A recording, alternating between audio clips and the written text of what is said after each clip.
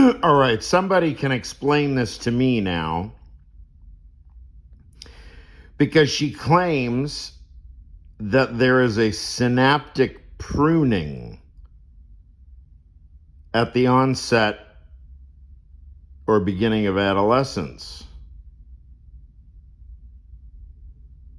However, if that's 10 or 11 years old, and as I've testified here before you on my YouTube channel,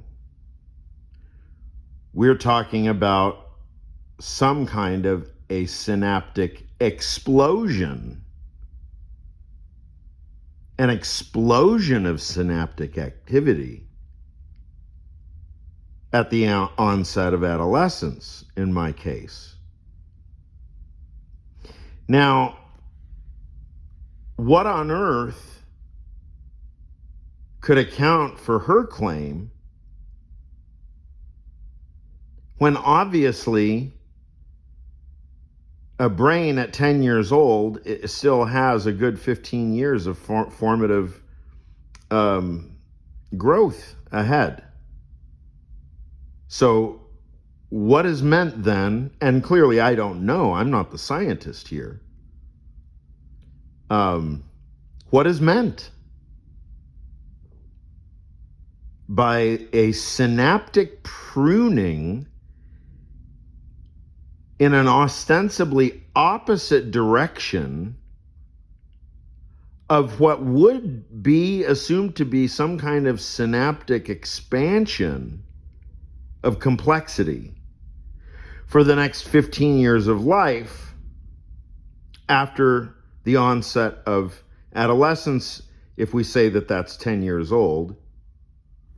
So here we go. Here's the thinker. Of the brain, such as precisely what governs development, or why is it that as humans, and probably rodents and other and primates too, as they enter adolescence, there is a large pruning back of synapses. And the question really has been, why does that happen? And what is achieved in the pruning back, this really extensive pruning back that we see in human adolescence? And a related question is, what happens if there is insufficient pruning back, or if the pruning back of the neuronal circuits and the structures that make up the neuronal circuits, what happens if the pruning back is different from the normal case? And one interesting hypothesis, but let me say it's only a conjecture at this point, is that it may be related to schizophrenia. As you know, schizophrenia is, its onset is in late adolescence and early adulthood. It's not we don't see symptoms by and large. We don't see symptoms in childhood, but it begins to happen a little while after this normal period where we see pruning back.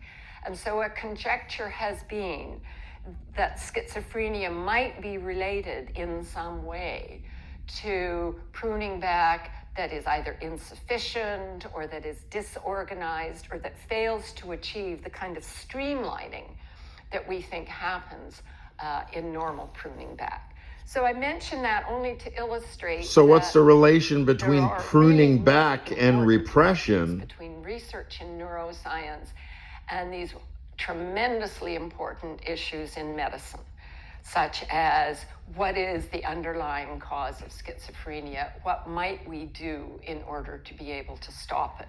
But also related questions about Alzheimer's disease, for example. But there are something like 600 diseases of the nervous system, all of them terrible. And for none of which do we have really an adequate understanding that will allow us to intervene and prevent or to cure. So